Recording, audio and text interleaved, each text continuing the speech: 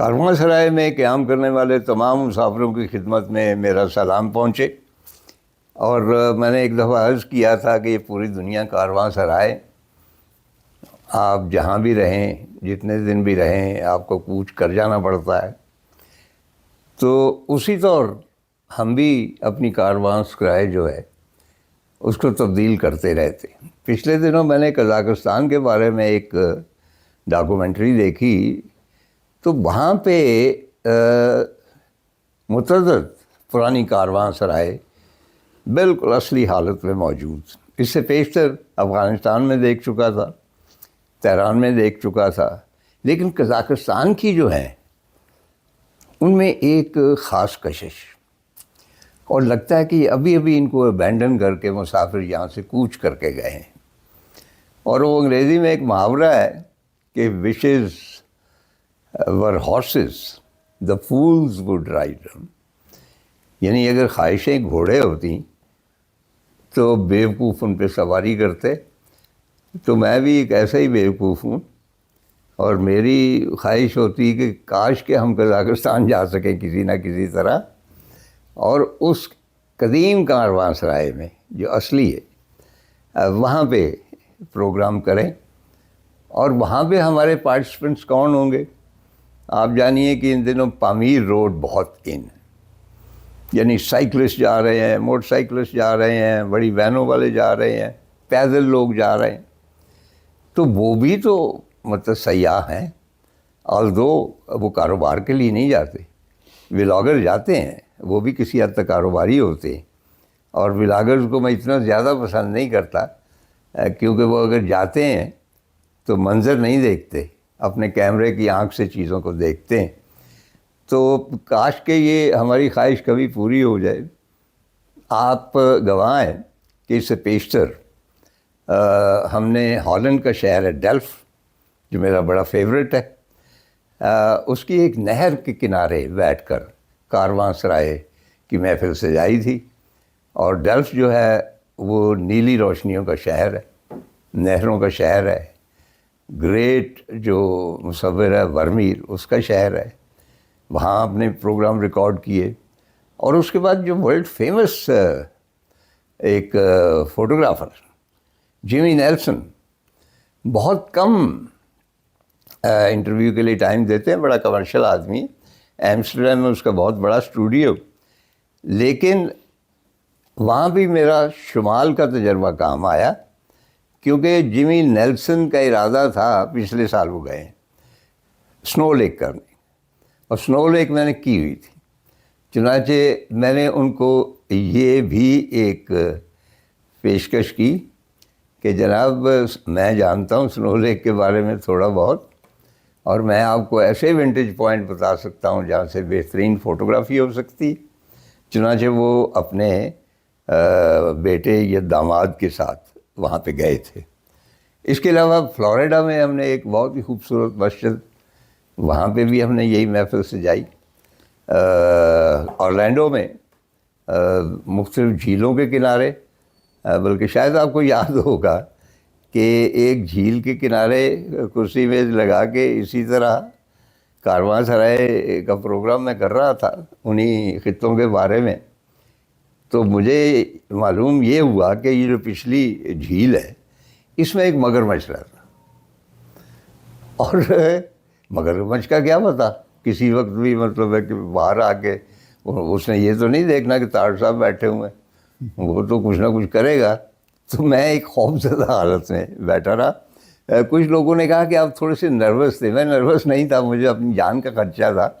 تو باہر تھا اور وہاں بھی پروگرام کیے۔ اچھا، آج ہم نے شفٹ کیا ہے ایک اور کارواں سرائے میں، یہ گھریلو قسم کی کارواں سرائے ہے، اور یہاں بھی ہم نے گھر بھی ہو تو اس میں بھی چند روزہ قیام ہوتا ہے۔ اور یہاں جو پہلے مہمان ہیں ہمارے وہ بہت انوکھے اور دلبر قسم کی چیزیں، ان کا تعارف نہیں کروایا جا سکتا۔ شیرباز کلیم ان کا نام ہے، اور مطلب یعنی ایک شعر نہیں ہے، بہت سارے شعر ہیں۔ جس طرح ہمارا دوست تھا وہاں پہ بشام میں، پی ٹی ڈی سی کا مینیجر، اس کا نام شیرستان تھا، تو میرے ایک دوست میاں صاحب اس کا نام بھول جاتے، تو کہتے تھے طاہر صاحب وہ جو آپ کا دوست ہے نا جس کا نام بہت سے شعر ہے اس کے پاس جانا ہے.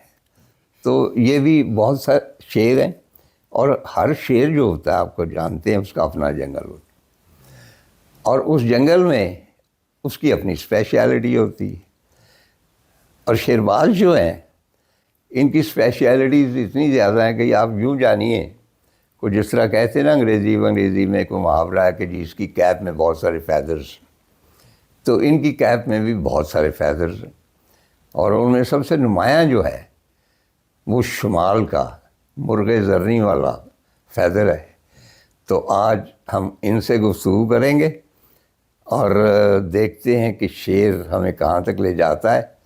بلکہ میں تو یہ بھی کہوں گا کہ آپ نے دیکھا جادوگر وہ جو اپنے ہیٹ میں سے خرگوش نکالتے، کبھی نیلا کبھی پیلا، یہ بھی لفظوں کے جادوگر ہیں. اور ان کے جو ہیٹ ہے اس میں سے پتہ نہیں کیا کیا نکلتا ہے. ایجوکیشن نکلتی ہے، دیار غیر نکلتا ہے، ایکٹنگ نکلتی ہے، ایک ریفارمر کی حیثیت ہے، پلے رائٹ ہے، نیوز کاسٹر ہیں. اب میں آپ کو کیا بتاؤں.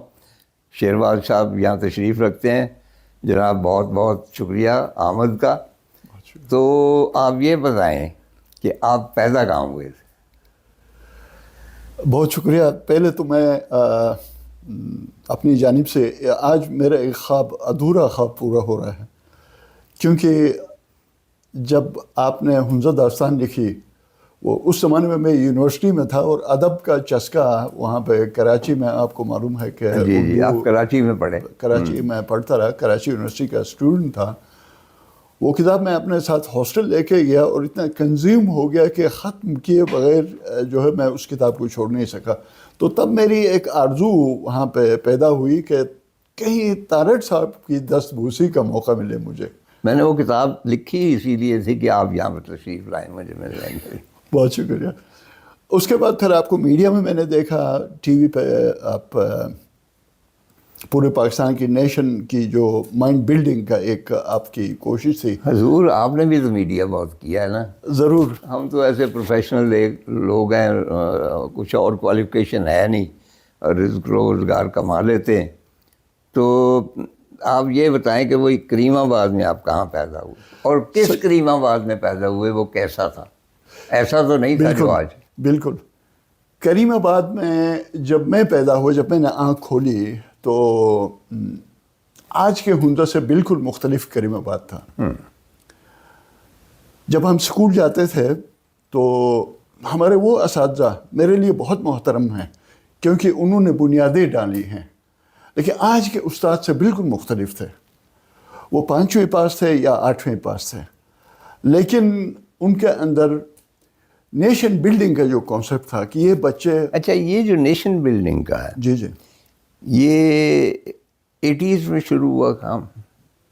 سر یہ 80s میں ایک نئے دور میں حمزہ میں دیکھتا ہوں، نئے سکولوں کا دور، modern school, English medium school. جی آپ بیگن ہاؤس کے بھی پرنسپل رہے. بالکل. میں ہاسا گوا سکول کو ہیڈ کرتا رہا ہوں اور اس کے بعد بیکن میں بھی رہا ہوں. میں اپنے استادوں کو بہت اونچا سمجھتا ہوں کہ ان کے اندر ایک جذبہ تھا. نہیں اچھا، ماحول کیسا تھا کریم آباد؟ لوگ کیسے رہتے تھے؟ مطلب ہے کہ لڑکیاں کیسے لباس پہنتی تھی؟ اوور آل جو ہوتا ہے ہمسایہ گیری کا سلسلہ، اور باقی لائف ٹف تھی، وہ جو آپ کو یاد ہو بچپن. سر میں ویسا آپ کے سامنے وہ ادبی ایک ماحول تو پیدا نہیں کر پاؤں گا، البتہ اپنی ایک سوچ جو میں نے دیکھا ہے یوں تھا کہ ایک میں سب تھے، سب میں ایک تھا. یعنی شادی ہوتی، ہم سب اس شادی میں شریک ہوتے، چھوٹے بڑے بزرگ. محلے میں موت ہوتی تو سارے رونے کے لیے جمع ہوتے. تو چنانچہ ایک انٹر ڈیپینڈنٹ سوسائٹی تھی. میں اگر ترکھان ہوں اور میرا رشتہ دار اگر میسن ہے تو ہم نے پیسوں کی بات نہیں کرنی، سروسز کا ایکسچینج کی بات کرنی ہے کہ وہ بھی مجھے میری سروسز لے لے جب وہ مکان بنا رہے اور میں ان کی سروسز لے لوں. تو جب میں مکان بنا رہا مطلب کسی بھی پیشے کو آپ حقیر نہیں سمجھتے؟ بالکل نہیں. ہنزا میں کام کی عزت تھی. لوگ کسی بھی قسم کے پیشے کے جیسے جلاہے تھے اس زمانے میں. اچھا خواتین کے کچھ سوئی کاٹنے کا یہ سارا کچھ یہ جو چیزیں تھیں بہت ہی عزت سے دیکھی جاتی تھیں. تھوڑا سا وقفہ عنایت کر دیجیے.